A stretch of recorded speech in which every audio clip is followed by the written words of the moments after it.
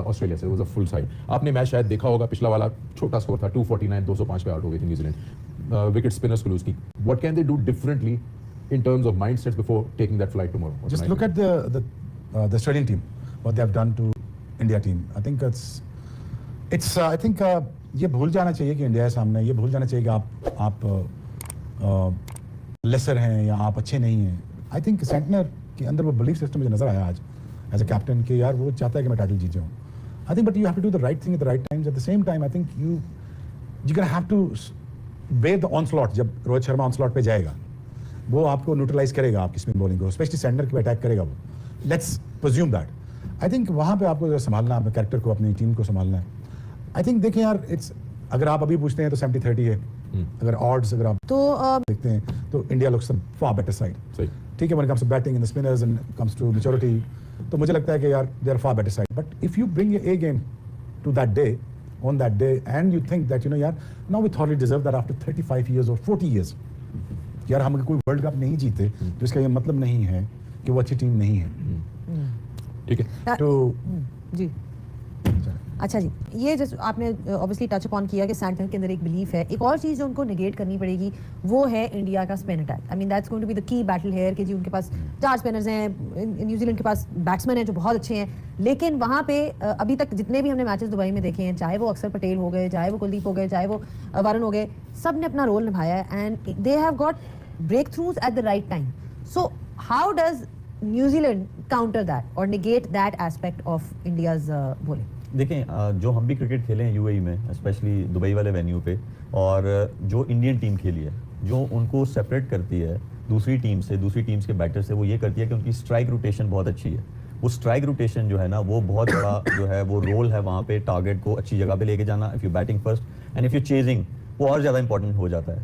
तो वो जो स्ट्राइक रोटेशन है वेरी वेरी इंपॉर्टेंट। और दूसरा, जो स्मिथ ने इनिंग्स खेली है, जो 5th फील्डर था, ही टुक दोज रिस्क। वो डाउन द विकेट आए, उन्होंने गैप्स में जो बड़ी पॉकेट्स हैं वहाँ पे जाकर उन्होंने प्लेस किया, उन्होंने 2 रन लिए।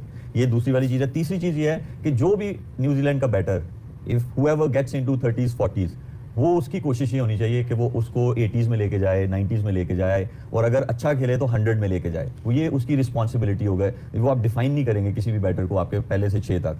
हुएवर गेट्स इनटू 30s और 40s, उसकी रिस्पॉन्सिबिलिटी होनी चाहिए कि वो 80s और 90s या 100 तक वो लेके जाए। क्योंकि वहाँ पे आपको टोटल तो एक 237 हुआ, 240 हुआ, 260 समथिंग हुआ, फिर इंडिया ने भी चेज किया, तो वहाँ पे वो जो मार्जिन आ रहा है वो यही आ रहा है। जो चेज भी हो रहा है वो तकरीबन थोड़े से ओवर रह जाते हैं, तो उसमें से चेज हो रहा है। तो वो जो पार स्कोर है वो वही बैटर्स आपको करके दे सकते हैं कि जो सेट हो गए हैं उन कंडीशंस में। उनका काम है कि bat through and bat deep, ताकि वो चांस मिले नीचे वालों को, वो एक्सप्लॉइट कर सके।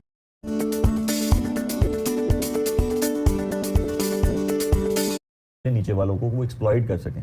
तो मेरे ख्याल में न्यूजीलैंड के लिए बहुत इंपॉर्टेंट है, whoever gets in, make sure scores big। वो कहते हैं ना कि is treated as just another game, but ऐसा होता नहीं है। अदरवाइज साउथ अफ्रीका सारे जीत जाता मैच। लेकिन कहीं ऐसा फील होता है कि जो भी टीम जा रही है दुबई, एक चीज लेके जा रही है माइंड में कि जी उनके पास एडवांटेज है होम का। अगर इसको एरेज कर दे, स्किल दोनों टीम के पास है, दोनों बेस्ट फील्डिंग साइड्स हैं, दोनों के पास बॉलर और बैटर सब कुछ है। I think it's about what you take here on the day. देखिए, प्रेशर बड़ी स्टेज पे जब आप फाइनल खेलते हैं तो दोनों टीमें फील करती हैं, क्योंकि वो lot of things on stake है कि आपने ट्रॉफी उठानी है या नहीं उठानी, क्योंकि लोग चैंपियन को याद रखेंगे। मुझे नहीं लगता कि इस वक्त न्यूजीलैंड को ये सोचना चाहिए कि वो फाइनलिस्ट है और उनको कंडीशनल कोई डिसएडवांटेज है। वो वहाँ पे खेल चुके हुए हैं, they been to UAE many times, इन प्लेयर ने बहुत ज़्यादा क्रिकेट वहाँ पे खेली भी है।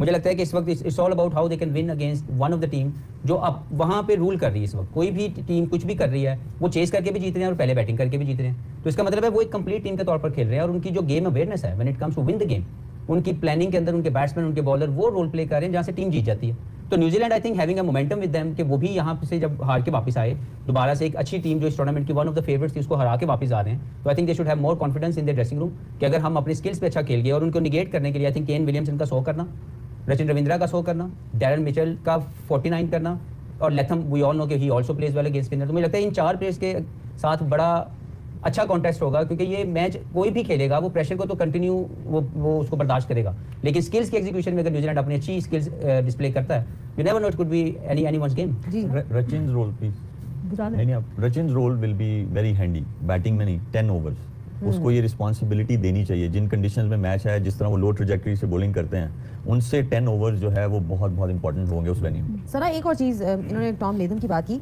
Another bright spot for them has been